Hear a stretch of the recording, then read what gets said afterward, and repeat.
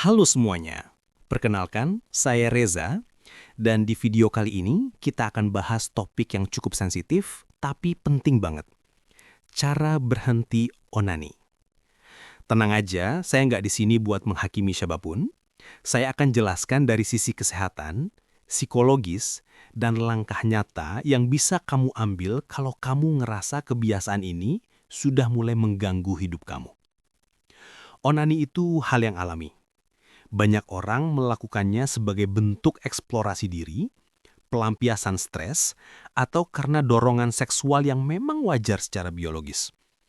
Masalahnya bukan di tindakannya aja, tapi seberapa sering dan apa dampaknya ke hidup kamu. Kalau udah bikin kamu kecanduan, ganggu aktivitas harian, bikin rasa bersalah, itu saatnya kamu mulai mempertimbangkan untuk berhenti. Berikut beberapa tanda-tandanya. Kamu ngerasa nggak bisa kontrol diri. Kamu melakukannya meski tahu akan ada konsekuensi negatif. Kamu ngerasa kosong atau bersalah setelah melakukannya. Aktivitas ini mulai ganggu pekerjaan, kuliah, ibadah, hubungan sosial. Kamu mulai butuh konten ekstrim atau berlebihan untuk mendapatkan kepuasan yang sama. Kalau kamu ngerasa relate, tenang, banyak yang ngalamin dan ada solusinya. Sekali lagi, kita ngomongin onani berlebihan ya. 1. Dampak fisik. Lemes, gangguan tidur, nyeri otot terutama di punggung atau pangkal paha. Disfungsi ereksi atau ejakulasi dini. Dampak psikologis, rasa bersalah berkepanjangan, kecemasan, kesepian, ketergantungan terhadap pornografi. Dampak sosial, menjauh dari teman, pasangan, atau keluarga. Menunda pekerjaan atau tugas, menurunnya motivasi. Kita nggak bisa lepasin kebiasaan tanpa ngerti akar masalahnya. Stres dan kecemasan. Banyak orang melampiaskan stres lewat onani. Rasa sepi. Ketika nggak ada teman ngobrol, akhirnya lari ke aktivitas itu. Pornografi. Ini salah satu trigger terbesar. Kontennya mudah diakses dan bisa bikin ketagihan. Kurang aktivitas fisik. Waktu luang yang nggak dimanfaatkan bisa jadi celah buat godaan itu masuk. Gangguan pola pikir.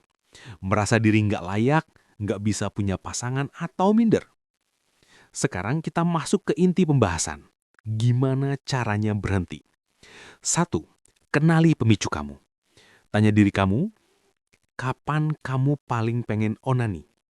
Lagi stres? Lagi sendirian? Setelah lihat konten tertentu? Catat dan pelajari. 2. Hapus akses ke pornografi. Blokir situs, ganti kebiasaan scroll malam hari. Gunakan aplikasi pemblokir kalau perlu. 3. Ubah rutinitas. Bangun rutinitas sehat, olahraga, tidur cukup, makan seimbang.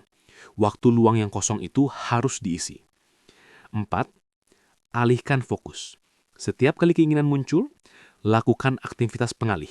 Mandi air dingin, push up, baca buku, atau jalan keluar. Pakai jurnal.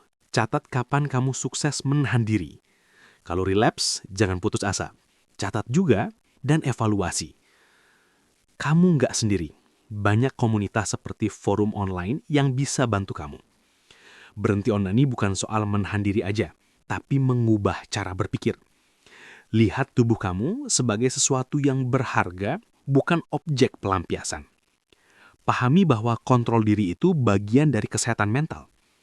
Belajar membangun relasi yang sehat dengan lawan jenis, fokus pada tujuan hidup yang lebih besar, karir, keluarga, atau spiritualitas. Jangan merasa gagal kalau kamu kambuh.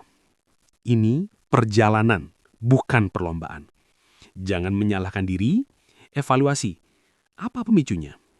Lelah, kesepian, kebosanan, bangkit lagi, fokus ke progres, bukan ke kesempurnaan. Cari bantuan profesional kalau dirasa perlu. Nggak ada yang salah dengan ke psikolog. Saya tahu nggak gampang, Tapi setiap kali kamu berhasil tahan 1 hari aja, itu udah kemajuan. Ingat, kamu bukan budak dari hasratmu. Kamu manusia yang punya kendali.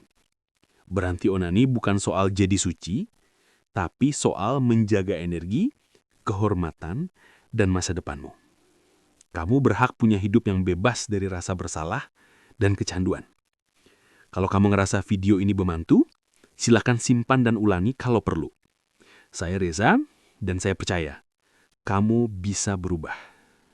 Jaga kesehatan, jaga diri, dan jangan lupa, kamu nggak sendiri.